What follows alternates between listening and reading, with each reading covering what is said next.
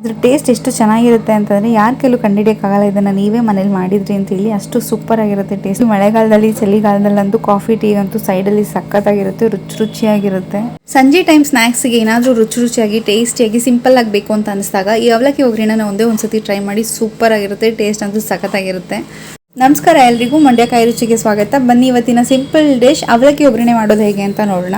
ಮೊದಲಿಗೆ ನಾನಿಲ್ಲಿ ಒಂದು ಬಾಣಲಿಲಿ ಎಣ್ಣೆ ಕಾಯಿಸ್ಕೊಳ್ತೀನಿ. ಕಾದ ತಕ್ಷಣ ನಾನು ಇವಾಗ ಇದಕ್ಕೆ ಕಾದಿರೋ ಎಣ್ಣೆಲಿ ನಾನು ಇವಾಗ 1/4 ಕಪ್ ಅಷ್ಟು ಕಡಲೆ ಬೀಜನ ಹಾಕೊಂಡು ಫ್ರೈ ಮಾಡ್ಕೊಳ್ತೀನಿ. ಇವಾಗ ಒಂದೊಂದೇ ಪದಾರ್ಥನ ನಾನು ಸ್ಟಾರ್ಟಿಂಗಲ್ಲಿ ಎಲ್ಲಾನು ಫ್ರೈ ಮಾಡಿ ಎತ್ತಿಟ್ಕೊಳ್ತೀನಿ. ಅವಲಕ್ಕಿನ ನಾನು ಲಾಸ್ಟಲ್ಲಿ ಫ್ರೈ ಮಾಡ್ತೀನಿ, ಕಾರಣ ಏನು ಅಂತ ಮುಂದೆ ಹೇಳ್ತೀನಿ.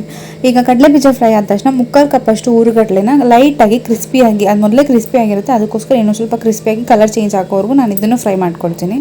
ಇದರಲ್ಲಿ ನಾನೀಗ 1/4 kg ಅವಲಕ್ಕಿಗೆ ಆಗೋಷ್ಟು ಕ್ವಾಂಟಿಟಿನ ಮಾಡ್ತಾ ಇದ್ದೀನಿ. ನೀವೇನಾದ್ರು ಜಾಸ್ತಿ ಬೇಕು ಅಂದರೆ ಡಬಲ್ ಕ್ವಾಂಟಿಟಿ ತೊಗೊಳ್ಳಿ. ಇವಾಗ ಇದರಲ್ಲಿ 5 ರಿಂದ 6 ಬ್ಯಾಡಿಗೆ ಮೆಣಸಿನ್ಕಾಯಿನ ತೊಗೊಂಡು ಅದನ್ನು ಫ್ರೈ ಮಾಡ್ಕೊಳ್ತೀನಿ ನೀಟಾಗಿ.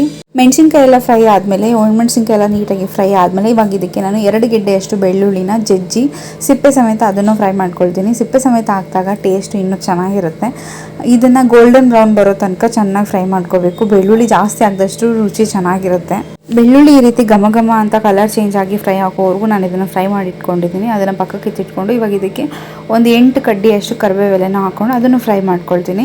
ಕರಿಬೇವು ಫ್ರೈ ಮಾಡಿಕೊಂಡು ಅದನ್ನು ಹಾಕೋದ್ರಿಂದ ಫ್ಲೇವರ್ ಚೆನ್ನಾಗಿರುತ್ತೆ, ಕರಿಬೇವು ಘಮ್ ಅನ್ನುತ್ತೆ. ಈ ರೆಸಿಪಿ ಎಷ್ಟು ಸಿಂಪಲ್ ಅಂತಂದರೆ ಬರೀ 5 ನಿಮಿಷದಲ್ಲಿ ಪಟ್ ಅಂತ ರೆಡಿ ಮಾಡ್ಬೋದು. ಅಷ್ಟು ಸಿಂಪಲ್ ಆಗಿರುತ್ತೆ, ನೋಡೋಕ್ಕೂ ಸಿಂಪಲ್ ಆಗಿರುತ್ತೆ, ಮಾಡೋಕ್ಕೂ ಸಿಂಪಲ್ ಆಗಿರುತ್ತೆ. ಮಿಸ್ ಮಾಡ್ದೇ ಮನೇಲಿ ಟ್ರೈ ಮಾಡಿ. ಈಗ ನಾನಿಲ್ಲಿ ಅವಲಕ್ಕಿನ ಫ್ರೈ ಮಾಡ್ಕೊಳ್ತೀನಿ. ಅವಲಕ್ಕಿನ ನಾನು ಒಂದೊಂದೇ ಕಪ್ ಹಾಕೊಂಡು ಫ್ರೈ ಮಾಡ್ಕೊಳ್ತಾ ಇದ್ದೀನಿ. ಆಗಲೇ ಹೇಳ್ದಂಗೆ ನಾನು ಅವಲಕ್ಕಿನ ಲಾಸ್ಟಲ್ಲಿ ಫ್ರೈ ಮಾಡ್ತಾ ಇದ್ದೀನಿ. ಕಾರಣ ಏನು ಅಂತಂದರೆ ಅವಲಕ್ಕಿನ ಸ್ಟಾರ್ಟಿಂಗಲ್ಲಿ ಫ್ರೈ ಮಾಡ್ಕೊಂಬಿಟ್ರೆ, ನೀವು ಅಬ್ಸರ್ವ್ ಮಾಡಿದ್ದೀರಾ ಸ್ಟಾರ್ಟಿಂಗಿಂದ ಎಣ್ಣೆ ಕಲರ್ ಹಾಗೆ ಇತ್ತು. ಕಡಲೆ ಬೀಜ ಬೆಳ್ಳುಳ್ಳಿ ಏನೇ ಒಂದು ಫ್ರೈ ಮಾಡಿದ್ರು ಎಣ್ಣೆ ಕಲರ್ ಹಾಗೆ ಇರುತ್ತೆ. ಆದರೆ ಅವಲಕ್ಕಿ ಫ್ರೈ ಮಾಡಬೇಕಾದ್ರೆ ಎಣ್ಣೆ ಕಲರ್ ಚೇಂಜ್ ಆಗುತ್ತೆ. ಆ ಕಾರಣಕ್ಕೋಸ್ಕರ ಅವಲಕ್ಕಿನ ನಾನು ಲಾಸ್ಟಲ್ಲಿ ಫ್ರೈ ಮಾಡ್ಕೊಳ್ತಾ ಇದ್ದೀನಿ. ಅವಲಕ್ಕಿನ ಫಸ್ಟೇ ಫ್ರೈ ಮಾಡ್ಕೊಬಿಟ್ರೆ ಎಣ್ಣೆ ಸೀದಂಗೆ ಆಗುತ್ತೆ. ಮತ್ತೆ ಬೇರೆ ಐಟಮ್ನ ಫ್ರೈ ಮಾಡಬೇಕಾದ್ರೆ ಎಲ್ಲ ಎಣ್ಣೆ ಸೀದೋಗುತ್ತೆ. ಅದಕ್ಕೋಸ್ಕರ ಆದಷ್ಟು ಇದನ್ನು ಲಾಸ್ಟಲ್ಲಿ ಫ್ರೈ ಮಾಡಿಕೊಂಡ್ರೆ ತುಂಬ ಒಳ್ಳೆಯದು. ನಾನು ಇದರಲ್ಲಿ 1/4 kg ಅವಲಕ್ಕಿ ಅಷ್ಟು ಬಳಸಿದ್ದೀನಿ. ನೀವೇನಾದರೂ ಅಕಸ್ಮಾತ್ ಇನ್ನೂ ಜಾಸ್ತಿ ಕ್ವಾಂಟಿಟಿ ಮಾಡಬೇಕು ಅಂತಿದ್ರೆ ಇದನ್ನು ಡಬಲ್ ಮಾಡಿಕೊಂಡು ಎಲ್ಲ ಇಂಗ್ರೀಡಿಯೆಂಟ್ಸ್ನು ಇನ್ನೊಂದು ಸ್ವಲ್ಪ ಜಾಸ್ತಿ ಹಾಕ್ಕೊಳ್ಳಿ.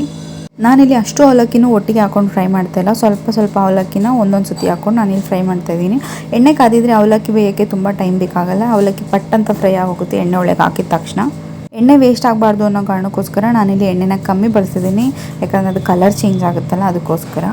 ಈ ಥರ ಸ್ನ್ಯಾಕ್ಸ್ನ ಆಚೆ ಕಡೆಯಿಂದ ತಂದು ತಿನ್ನೋದ್ರ ಬದಲು 5 ನಿಮಿಷ ಟೈಮ್ ಕೊಟ್ಟರೆ ಎಲ್ಲ ರೆಡಿ ಮಾಡಿ ಇಟ್ಕೊಂಡ್ರೆ ಮನೇಲೇ ಆಗೋಗುತ್ತೆ. ಹೆಲ್ದಿಯಾಗೂ ಇರುತ್ತೆ, ಫ್ರೆಶ್ ಆಗೂ ಇರುತ್ತೆ. ಈಗ ಎಲ್ಲ ಫ್ರೈ ಮಾಡ್ಕೊಂಡಿದ್ದಾಯಿತು. ಇವಾಗ ಮಿಕ್ಸ್ ಮಾಡ್ಕೊಳ್ಳೋಕ್ಕೆ ರೆಡಿ ಮಾಡ್ಕೊಳ್ಳೋಣ. ಈಗ ಈ ಅವಲಕ್ಕಿಗೆ ನಾನಿಲ್ಲಿ 1.5 ಟೀ ಸ್ಪೂನಷ್ಟು ನಾನು ಕಾಶ್ಮೀರಿ ಚಿಲ್ಲಿ ಪೌಡ್ರನ್ನ ಹಾಕ್ಕೊಳ್ತಾ ಇದ್ದೀನಿ. ಕಲರ್ ಚೆನ್ನಾಗಿರುತ್ತೆ, ಟೇಸ್ಟು ಚೆನ್ನಾಗಿರುತ್ತೆ. ಕಾಶ್ಮೀರಿ ಚಿಲ್ಲಿ ಪೌಡ್ರ್ ಹಾಕ್ಕೊಂಡು 1/4 ಟೀ ಸ್ಪೂನಷ್ಟು ನಾನಿಲ್ಲಿ ಅರಿಶಿನ ಪುಡಿನ ಹಾಕ್ಕೊಳ್ತಾ ಇದ್ದೀನಿ. ರುಚಿಗೆ ಎಷ್ಟು ಬೇಕೋ ಅಷ್ಟು ಉಪ್ಪನ್ನ ಸೇರಿಸ್ಕೊಳ್ತಾ ಇದ್ದೀನಿ. ಇದರಲ್ಲಿ ಟೇಸ್ಟ್ ಜಾಸ್ತಿ ಮಾಡೋಕ್ಕೋಸ್ಕರ ನಾನು ಇದರಲ್ಲಿ 1.5 ಸ್ಪೂನಷ್ಟು ಪುಡಿ ಮಾಡಿರೋ ಸಕ್ಕರೆನ ನಾನು ಇದಕ್ಕೆ ಸೇರಿಸ್ಕೊಳ್ತಾ ಇದ್ದೀನಿ. ಸಕ್ಕರೆ ಪುಡಿನ ಹಾಕೋದ್ರಿಂದ ಟೇಸ್ಟ್ ಇನ್ನೂ ಚೆನ್ನಾಗಿರುತ್ತೆ. ನಿಮಗೆ ಸಿಹಿ ಅಂತ ಅನ್ಸೋದೇ ಇಲ್ಲ, ಖಾರ ಎಲ್ಲ ಬ್ಯಾಲೆನ್ಸ್ ಆಗುತ್ತೆ. ಈಗ ಇದಕ್ಕೆ ನಾನು ಆಗಲೇ ಫ್ರೈ ಮಾಡಿಟ್ಟಿರೋ ಕರಿಬೇವು ಸೊಪ್ಪು, ಬೆಳ್ಳುಳ್ಳಿ ಎಲ್ಲನೂ ನಾನು ಕಡಲೆ ಬೀಜ, ಹುರ್ಗಡ್ಲೆ, ಒಣಮೆಣಸಿನ್ಕಾಯಿ ಎಲ್ಲನೂ ನಾನು ಇದಕ್ಕೆ ಸೇರಿಸ್ಕೊಂಡು ಮಿಕ್ಸ್ ಮಾಡ್ಕೊಳ್ಳೋಕ್ಕೆ ರೆಡಿ ಮಾಡ್ಕೊಳ್ತೀನಿ. ಇದ್ರ ಟೇಸ್ಟ್ ಎಷ್ಟು ಚೆನ್ನಾಗಿರುತ್ತೆ ಅಂತಂದರೆ ಯಾರ ಕೈಲೂ ಕಂಡುಹಿಡಿಯೋಕ್ಕಾಗಲ್ಲ. ಇದನ್ನು ನೀವೇ ಮನೇಲಿ ಮಾಡಿದ್ರಿ ಅಂತೇಳಿ ಅಷ್ಟು ಸೂಪರ್ ಆಗಿರುತ್ತೆ ಟೇಸ್ಟ್. ಯಾವ ಅಂಗಡಿಯಿಂದ ತಂದ್ರಿ ಅಂತ ಕೇಳ್ತಾರೆ ಜನ. ಅದರಲ್ಲೂ ಈ ಮಳೆಗಾಲದಲ್ಲಿ ಚಳಿಗಾಲದಲ್ಲಂತೂ ಕಾಫಿ ಟೀ ಅಂತೂ ಸೈಡಲ್ಲಿ ಸಖತ್ತಾಗಿರುತ್ತೆ, ರುಚಿಯಾಗಿರುತ್ತೆ. ಒಂದ್ಸತಿ ಒಂದಷ್ಟು ಅವಲಕ್ಕಿ ಮಾಡಿಟ್ಕೊಂಡ್ರೆ 1 ತಿಂಗಳವರೆಗೂ ಒಂದು ಸ್ಟೀಲ್ ಬಾಕ್ಸಲ್ಲಿ ಹಾಕಿ ನೀಟಾಗಿ ಮುಚ್ಚಿಟ್ಕೊಂಡು ದಿನ ತಿನ್ಬೋದು. ಅಷ್ಟು ಚೆನ್ನಾಗಿರುತ್ತೆ ಇದು. ಮಕ್ಕಳಿಗೆ ಆಗಲಿ ಪಿಕ್ನಿಕ್ಗೆ ಹೋದಾಗ, ಎಲ್ಲಾದರೂ ಆಚೆ ಹೋದಾಗ ಈ ರೀತಿ ಸ್ನ್ಯಾಕ್ಸ್ ಮಾಡಿಟ್ಕೊಂಡು ಒಂದು ಬಾಕ್ಸಲ್ಲಿ ಹಾಕೊಂಡು ತೊಗೊಂಡು ಹೋದರೆ ಆಚೆಗಡೆ ಚಿಪ್ಸು ಕುರ್ಕುರೆ ತೊಗೋಬೇಕು ಅಂತಲೇ ಅನಿಸೋದಿಲ್ಲ, ಇದೇ ತಿನ್ನಬೇಕು ಅಂತ ಅನಿಸುತ್ತೆ. ಅಷ್ಟು ಸೂಪರಾಗಿರುತ್ತೆ.